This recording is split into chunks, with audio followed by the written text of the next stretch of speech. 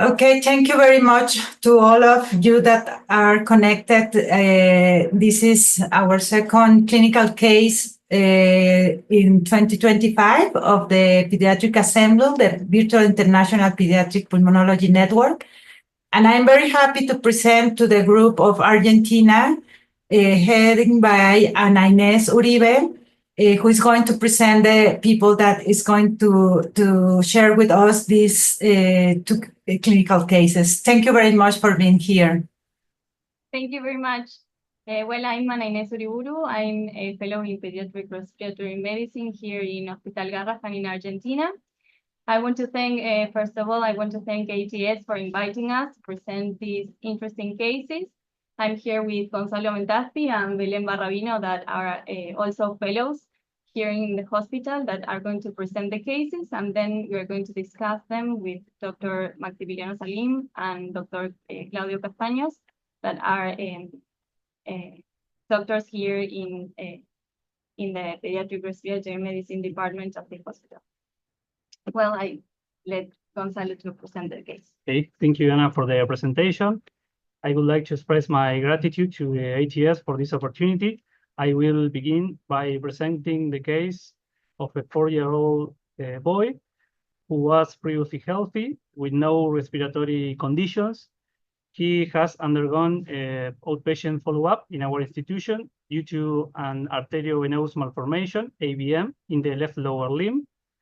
As a result, hospitalization was scheduled for AVM sclerotherapy with bleomycin. During the procedure, the patient received 7 international units of bleomycin, and in the immediate perioperatory period, while he was awaiting for anesthesia, developed respiratory failure requiring invasive mechanical ventilation for 24 hours. As you can see in the upper image, this is a chest X-ray where we see interstitial diffuse infiltrates. And at that moment, the presumptive diagnosis in ICU were pulmonary thromboembolism, disseminated intravascular coagulation, and alveolar hemorrhage.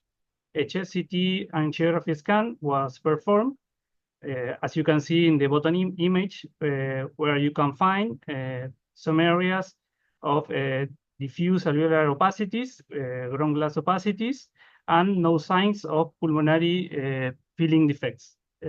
This finding allowed us to rule out pulmonary thromboembolism. Another studies was conducted, included a laboratory where a 3-point drop on hemoglobin was constated, and a bronchoalveolar lavage where we don't find hemosiderophags ni Sherman isolated. With that findings, the patient initiated dexamethasone intravenously at 1 mg/kg day. With that treatment, the patient had a good response and was transferred to the inpatient unit after 24 hours of AVM. The patient remained on respiratory insufficiency with tachycardia, tachypnea, shallow and short breathing, auscultation within normal limits, and mild intercostal retraction. Then he was referred to our respiratory service. Bleomycin is known to cause several pulmonary toxicity, including interstitial pneumonia, diffuse alveolar hemorrhage, or pulmonary fibrosis. So, given the clinical presentation and the imaging findings, the patient initiated orally metronidazole at 1 mg/kg day for 10 days. Then he was discharged from hospital with clinical follow-up. 1 week after discharge, the patient came back with dyspnea, tachypnea over the past 48 hours, and also feeding difficulty. On admission, he presented a saturation of oxygen of 90% on room air, and a chest radiograph was performed, where you can see diffuse alveolar opacities bilaterally. Also, a viral test was positive for rhinovirus. On clinical examination, the patient presented saturation drops to 89% on room air, with an increase in heart rate to 140 beats per minute. On auscultation, he presented crackles predominantly in the right lung field and expiratory wheezing. So with that clinical deterioration, we decided to restart metronidazole at 1 milligram kilogram day and perform a new CT scan. In this scan, you can see diffuse alveolar ground glass opacities, predominantly periiliar, septal thickening, and architectural distortion, worsened with the previous studies. With that findings, we decided to initiate anti-inflammatory treatment due to the diagnosis of bleomycin lung injury. So we initiate a pulse of methylprednisolone and at 10 milligrams kilogram day. The first pulse was done after 21 days after bleomycin administration for 5 days, and with good response, we decided to perform a second pulse with methylprednisolone at 10 milligrams kilogram day for 3 days. We made a comparison between the vital signs and oxygen saturation before and after each pulse with good clinical response. The patient, because of that, remained with methylprednisolone at 1 milligram kilogram day orally, and after the second pulse, the patient recovered respiratory sufficiency. During the hospitalizations, we decided to do some further studies. Between them, we performed a 6-minute walk test, which was stopped at the 3rd minute due to fatigue with no recorded desaturations. A nocturnal oximetry on room air, where we saw oxygen saturation of 96% with a minimum of 74% and under 90%, 0.2%.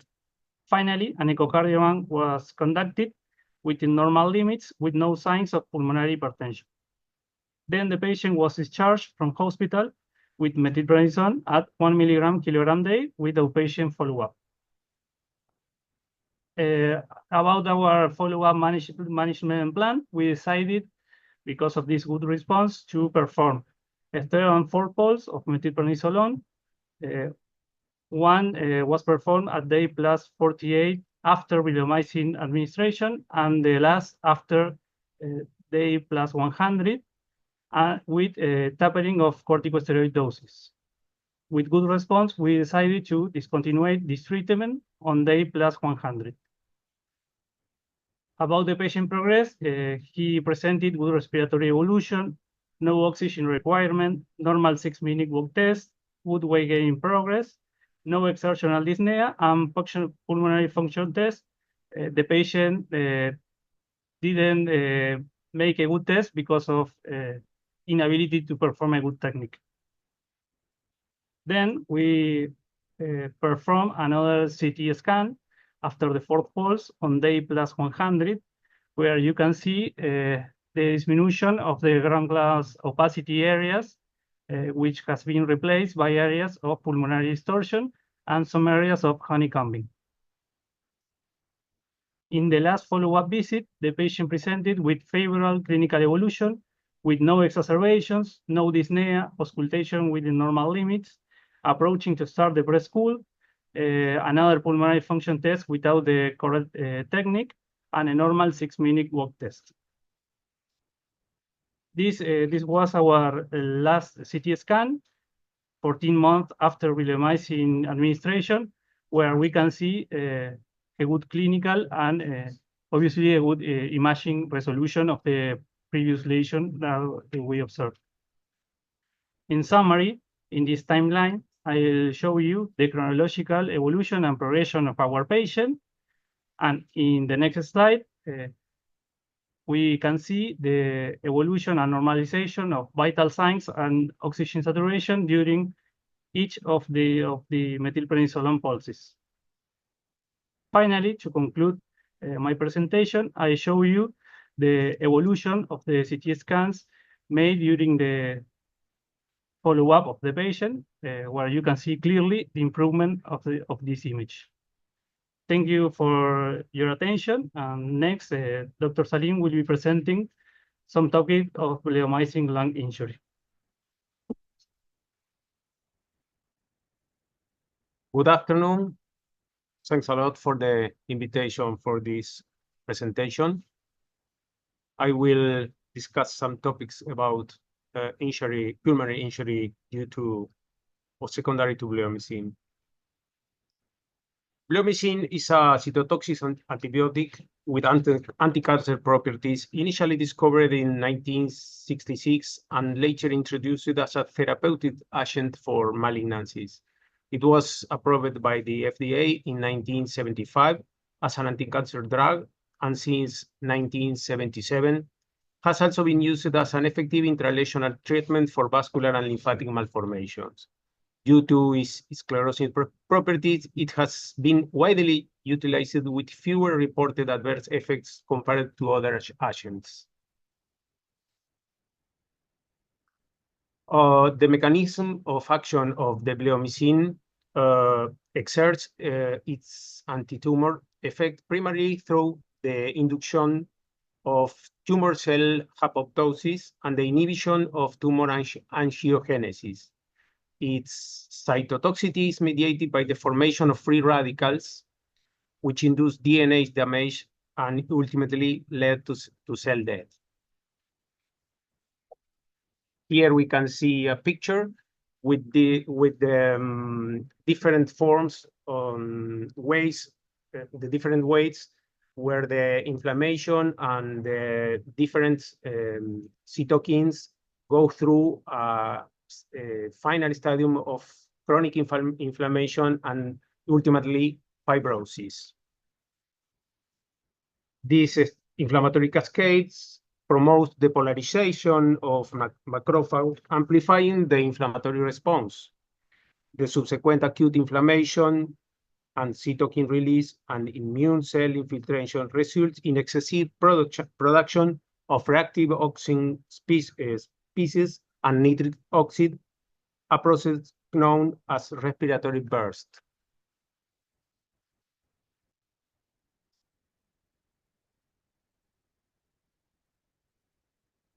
The bleomycin toxicity may have different forms of presentation, as a diffuse alveolar damage characterized by acute lung injury with alveolar epithelial damage, hyaline membrane formation, and interstitial edema. As bleomycin-induced interstitial pneumonia, a progressive interstitial lung disease with inflammatory and fibrotic components, hypersensitive pneumonitis, and an immune-mediated reaction presenting with lymphocytic infiltration, granuloma formation, and interstitial inflammation, bronchiolitis obliterans with organism pneumonia, an inflammatory airway disease with alveolar and bronchiolar fibroblastic proliferation leading to airflow obstruction.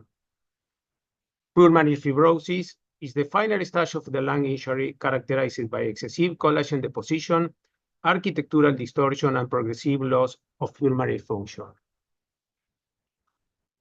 Here we can see in the slide the lung injury induced by bleomycin as a complication in 3 to 5% of persons receiving this drug, may be as dose-dependent condition with a presentation acute or with a gradual development during the use until 6 months post-infusion.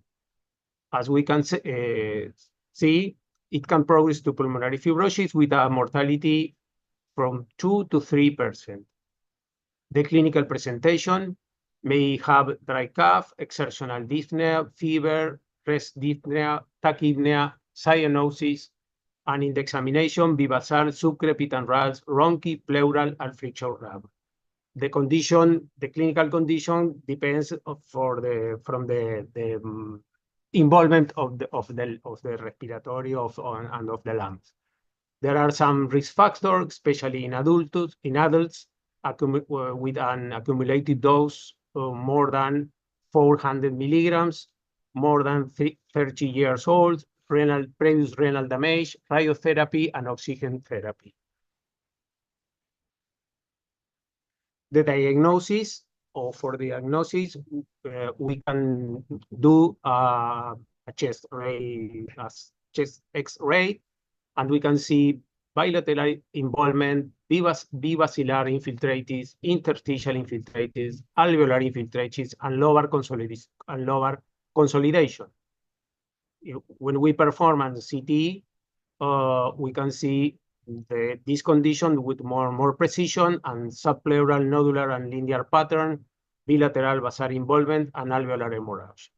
If we can do respiratory test, we can see a drop in HFC, total lung capacity, and diffusion of monoxide.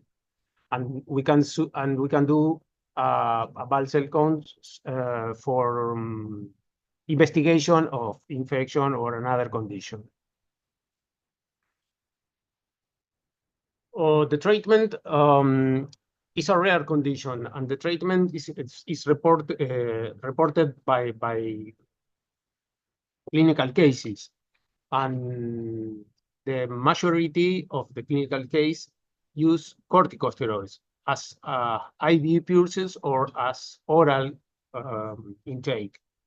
When the IV pulses are used, the reports comments the methylprednisolone as the drug, and by the oral posology may use deltisone in a doses from 0.75 to 1 milligram by kilogram by day, and with a maintenance of 0.5 to 1 milligram by kilogram by day for 4 to 6 weeks, and a gradual decrease over the 3 to 6 months, depending of the clinical course.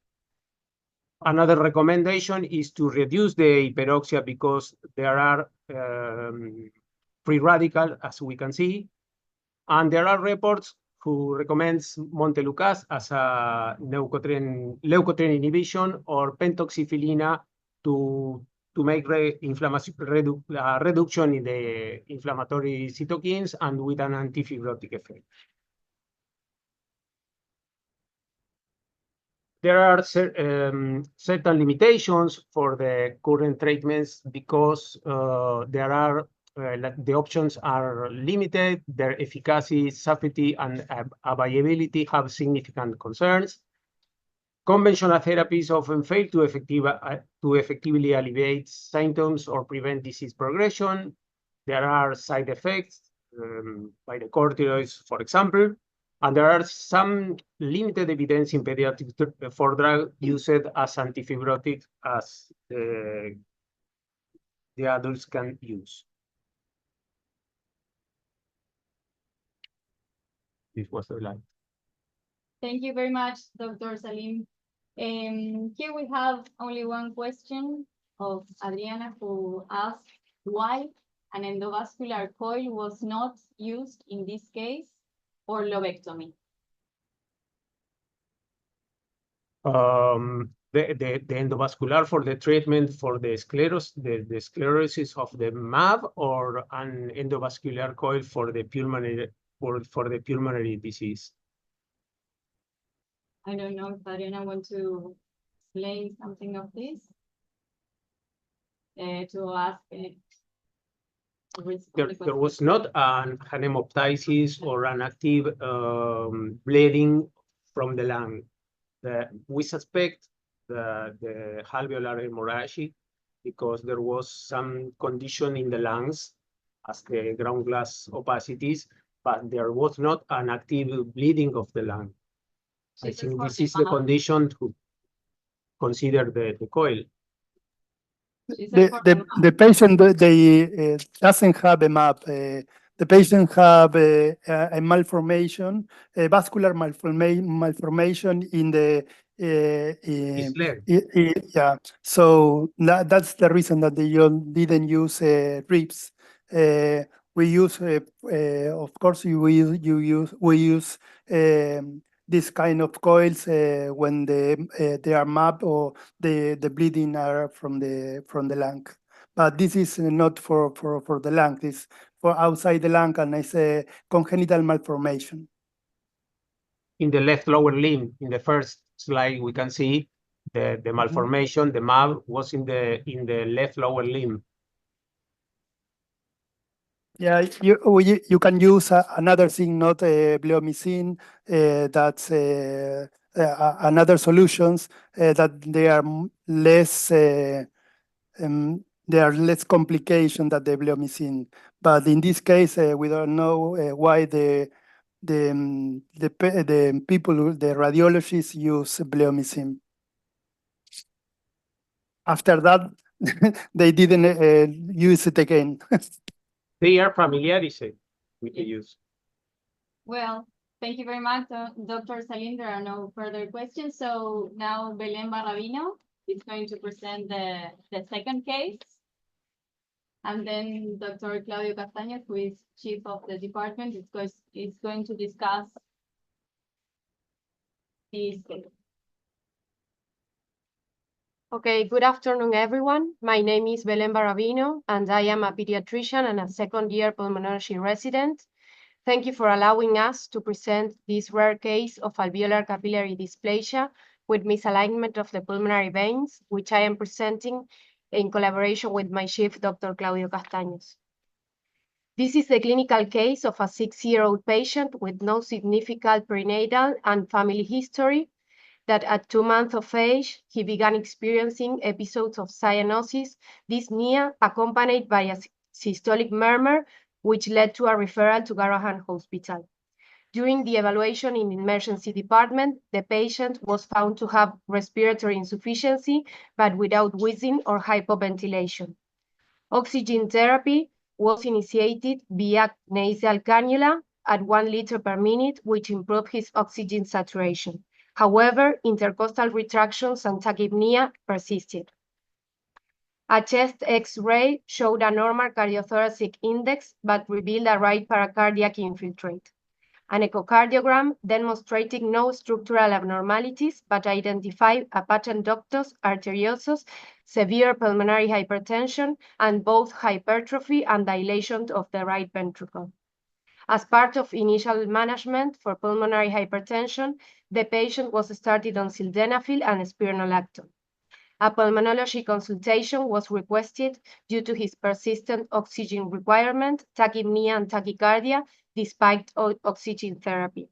A chest CT scan was performed to evaluate parenchymal involvement and guide further management.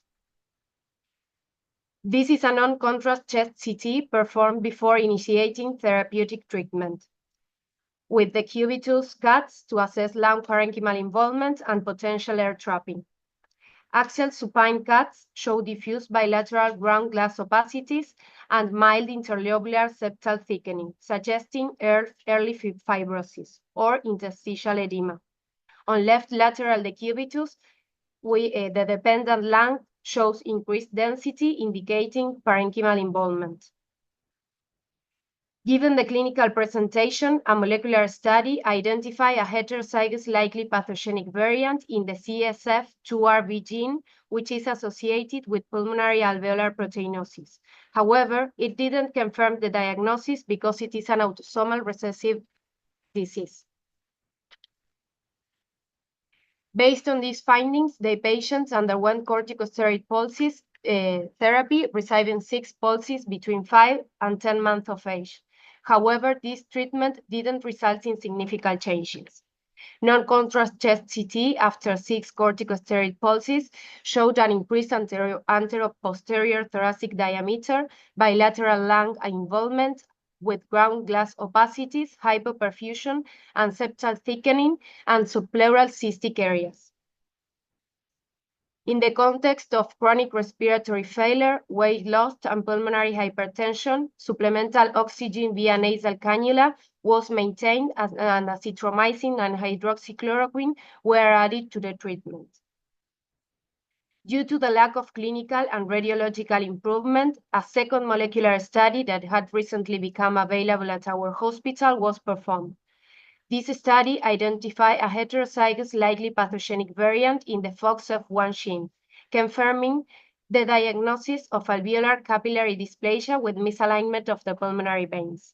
While this condition is typically fatal in infancy, this patient, now 6-year-old, has shown an unusual course. He remains stable but continues to experience respiratory insufficiency. This is the latest chest CT performed at 6 years of age. It shows a mosaic perfusion pattern with bilateral ground glass opacities and in the peripheral regions, multiple subpleural cystic lesions and interlobular septal thickening, both increasing compared to the previous CT. In summary, this is a 6-year-old patient with tachypnea, dyspnea, a persistent respiratory insufficiency since 2 months of age, along with moderate pulmonary hypertension. Genetic testing revealed a heterozygous likely pathogenic variant in the FOXF1 gene. This is the first time this specific mutation has been reported in association with alveolar capillary dysplasia with misalignment of the pulmonary veins. The patient received 6 corticosteroid pulses up to 10 months of age, but chest CT scan showed no improvement. He continued to require 24-hour respiratory support and has persistent moderate pulmonary hypertension. Treatment with azithromycin and hydroxychloroquine has been maintained. Weight and height are within 25th to 50th percentile, and this case represents an atypical presentation of alveolar capillary dysplasia with misalignment of pulmonary veins. Thank you for your time, and now I'm presenting Dr. Claudio Castaños' review.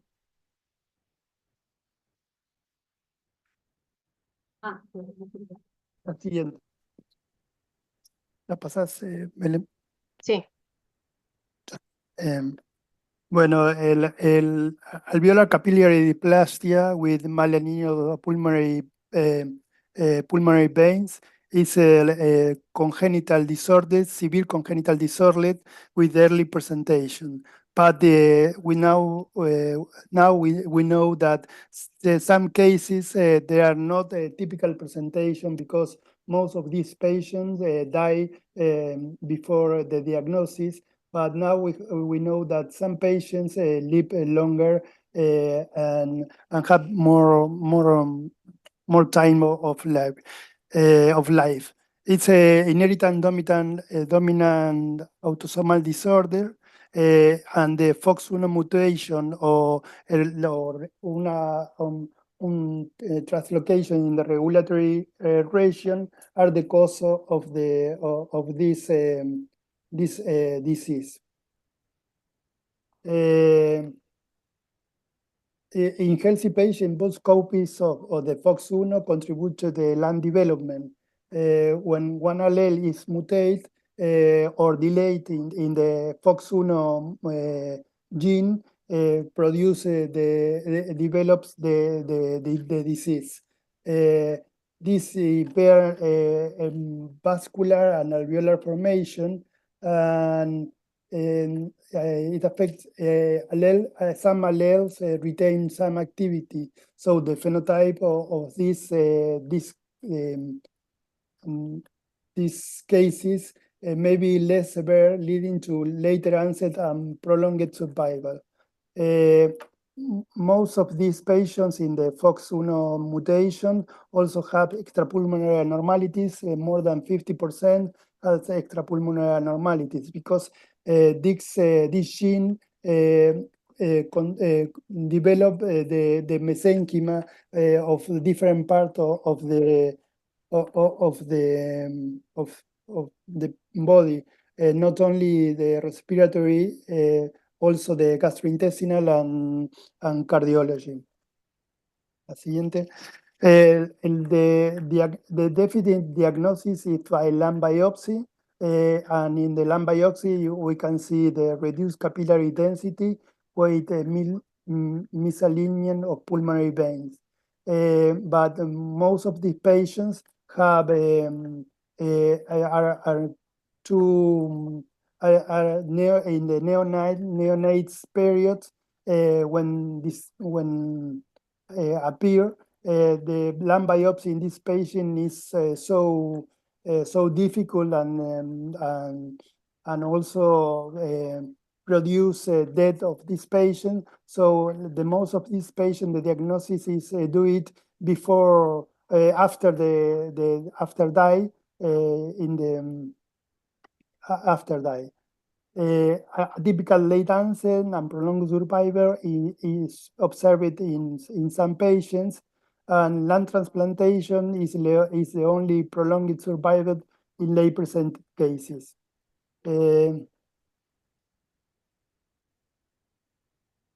We have now a recopilation of the bibliography, and this is a retrospective study on atypical alveolar capillary dysplasia when malignant case. There are 4 cases in the Children's Hospital of Philadelphia between 214 and 217. 4 cases these are atypical because they have a prolonged survival between 8 to 120 days. 3 patients have the FOXC1 mutation, and 1 patient have a deletion in affecting expression. So with this paper, we can know that the FOXC1 mutation and the deletion cause the disease. Lung biopsy are variably finding. Some have a very bad malformation, and the other have less malalignment. The hypothesis of this the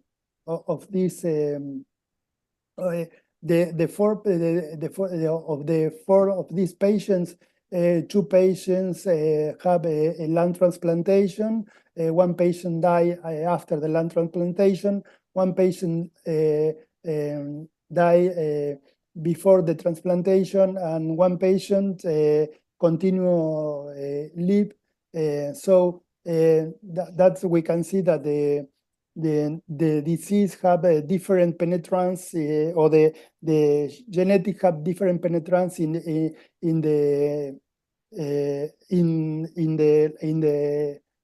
different cells. The hypothesis here is the missense variants, mosaicism, or incomplete genetic imprinting. I try to explain this because it's genetics, but I try to do. Missense variants is only a change in a single amino acid of the gene, and potentially alter the function without completely inactivating the protein. So the protein can function less than normally, but that is the reason that the patient presented or have different presentation. The second thing is mosaicism. The mosaicism is a mutation is not presented in all cells. Also in not cells in different parts of the body. For example, the lungs have a different presentation with in another part of the body. This is a patchy distribution of normal and abnormal lung tissue. And the third one is incomplete genetic imprinting. That is when we receive a gene of the mother, a gene of the father. But in these cases, apparently the gene of the mother have expressed more than the gene of the father. So if the mutation come from the gene of the father, they have only 35 diminish of the function of the gene. So it's not a complete, or they have this kind of presentation of this disease. La siguiente. This is another paper from Israel. It is a bariatric phenotypic presentation of FOXC1 missense mutation. This is a family who father have a mosaicism of the gene, and they don't have any disease, and they have different. I think 3 or 4 kids. 1 kid died 16 days after birth because respiratory failure. The second kid survived until 3 years old with intensive treatment, and the third kids live without any problem. So the father has 70% somatic mosaicism, but it's asymptomatic. This hypothesis is incomplete paternal imprinting and modifier genes that they modify the expression of the FOX1. And this is another paper of the it's from Texas. It's about 141 families of clinical diagnosis the alveolar capillary dysplasia, and they among 31 pathogenic deletion, 30 of these are novel. Are novel. So this disease can do the family or the father and mother can do the gene, but in most cases you can see here of 31, 30 were de novo mutation. So the patient have de novo mutation. So here they have another things that the epigenetic factors with upstream regulatory elements that may modulate the FOX1 expression. La siguiente. And this is the last paper. The hypothesis of FOX1 expression from the maternal chromosomes is not equal to the expression that I say before, that the expression of the mother is 65 of the expression and the father is 35, so he's imprinted incompletely in humans. So the patients with this different presentation or alveolar dysplasia have or could have any of these different variants. In our patients, la siguiente. La siguiente. In our patient, the possible cause in our patient is we can do the genetic testing of the parents yet. We take blood, but we don't have it yet. So for our patient, we have different hypotheses. One is the paternal allele variant, that the Miller phenotype. The second, that is a novel mutation. So our patient have a mosaic variant of the gene. Because if they have more affected, probably the patient died before. The patient now at this moment have a good grow up, but he's with pulmonary hypertension. That's one of the diagnosis of this disease. We think that probably this patient have the novel mutation or the gene come from the parents. So for the father. So we are going to see in the next months when we have the genetic testing of the parents. So I think it's the last. Yeah. Yes. Thank you so much for the invitation. I think there are one question.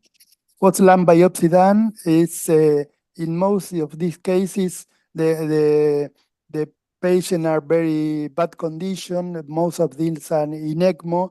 So that's most of these patients or the father refused to do it because they are very bad condition. But when we decide to do the lung biopsy, we do but the open lung biopsy. Then most of these cases are neonates, so we can do it transbronchial biopsy.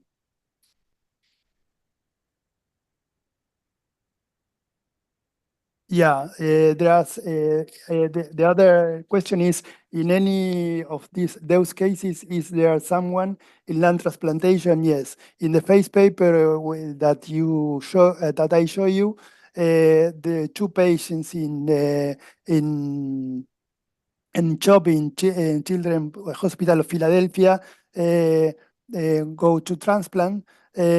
One continue alive, and the other dead after the transplantation. But I think the secondary to any complication of the transplant. Not in all the transplant center can transplant kids so at this age. So I think there are so many centers who transplant kids at this age. I know that the CHOP transplant, also Toronto, but I don't know any other one. Well, thank you very much. There are no further questions. Thank you again for inviting us to present these cases. We are glad to share with you.